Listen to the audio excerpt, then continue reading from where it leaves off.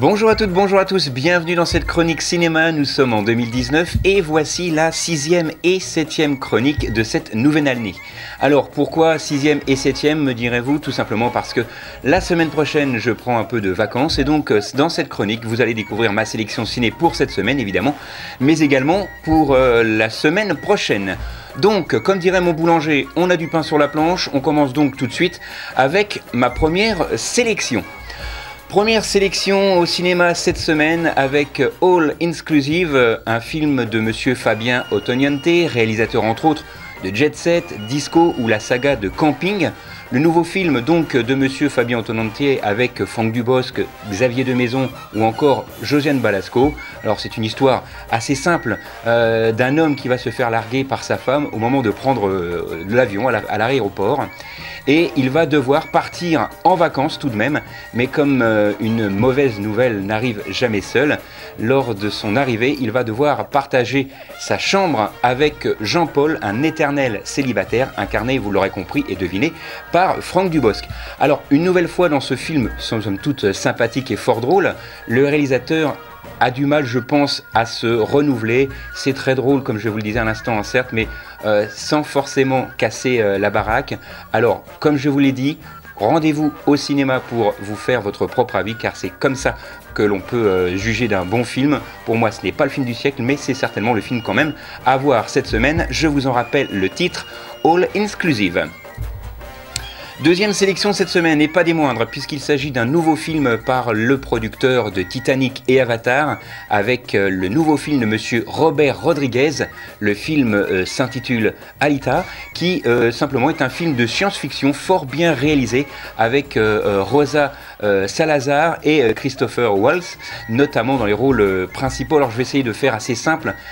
Cette jeune fille est une cyborg, elle se réveille sans aucun souvenir, elle va être recueillie par un médecin qui va vite comprendre que cette dernière, au corps de cyborg, derrière se cache bien tout simplement une femme au passé extraordinaire. Ce film est adapté d'un roman des années, enfin plutôt d'un manga des années 80 qui comporte 9 tomes avec environ 220 pages chacun. Donc c'est dire que si le film rencontre un succès, il y aura certainement une suite. Donc ça, c'est simplement pour le puriste que je vous ai donné cette petite info.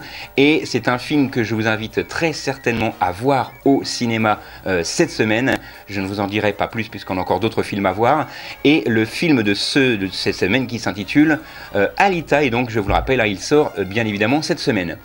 Autre sortie toujours cette semaine avec un dessin animé, ou plutôt un film d'animation, Ralph 2.0, un film d'animation à réserver à toute la famille, où l'on retrouve bien sûr tous les personnages de jeux vidéo que vous connaissez, mais également les personnages des dessins animés Disney. Alors souvenez-vous, dans le premier opus, Ralph était dans l'univers des jeux vidéo, mais cette fois, il va s'aventurer dans le monde merveilleux et sans limite d'Internet. Et si vous avez aimé donc le premier opus, vous aimerez également celui-ci, c'est tout aussi drôle, tout aussi inventif. Je vous rappelle le titre de ce film d'animation, Ralph 2.0.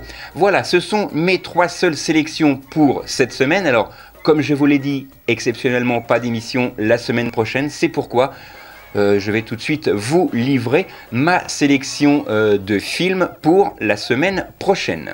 Alors, la semaine prochaine au cinéma, première sélection avec Le Chant du Loup, avec Omar Sy, Reda Kettab et Mathieu Kassovitz notamment. Ce film se passe la plupart du temps dans un sous-marin où un jeune homme qui a un don rare qui s'appelle l'oreille d'or. Cette faculté est de reconnaître chaque son qu'il entend.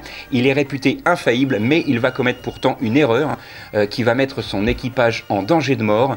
Et le mot est faible, pas de répit pour vous spectateurs qui allez voir ce film. Dès les premières minutes dans le sous-marin, vous allez voir qu'on sent vraiment la tension qui est vraiment palpable dans ce film, et vous en avez pour 2 heures. Alors je vous conseille réellement ce film, notez-le sur vos tablettes car il ne sort pas cette semaine mais bien la semaine prochaine, le 20 février.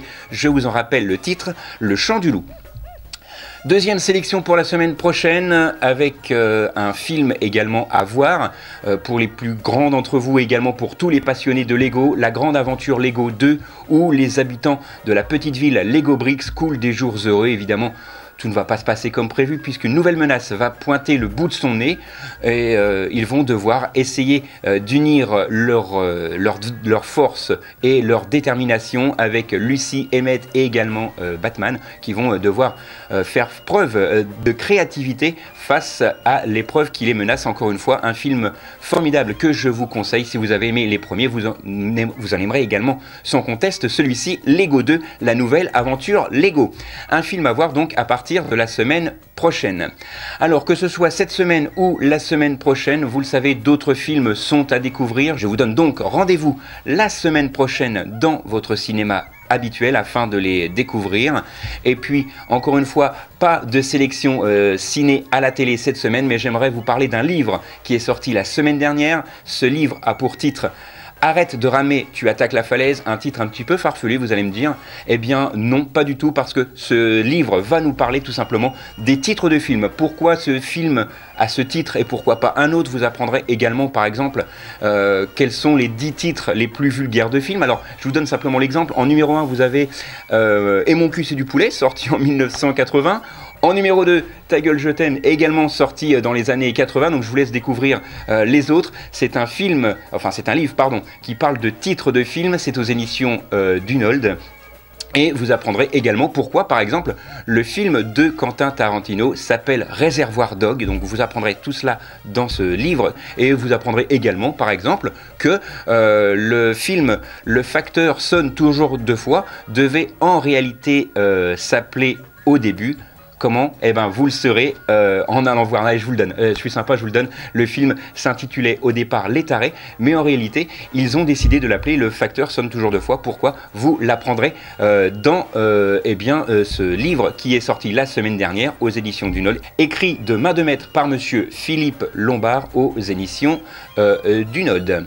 Voilà, c'est tout pour cette semaine. Nous, on se retrouve donc la semaine prochaine. Mais avant cela, très rapidement, et pour conclure, le film à voir absolument cette semaine et la semaine prochaine, puisque je vous le rappelle, il n'y aura pas d'émission, c'est Nicky Larson, un excellent dessin animé inspiré du dessin animé de notre enfance, et franchement c'est très très réussi. Il y a énormément de clins d'œil aux dessins animés et aux films et séries du Club Dorothée de l'époque. C'est très drôle, c'est inventif, même si effectivement le casting pour moi au départ laissait un petit peu à désirer. C'est une grande réussite. Le seul reproche que je peux faire à ce film, c'est qu'il ne soit pas forcément sorti à la bonne période, puisque vous avez à côté le film Qu'est-ce qu'on a encore fait au bon Dieu. Donc forcément voilà, ça, c'est deux films comiques avec un registre qui est similaire, et c'est vrai que c'est un petit peu compliqué.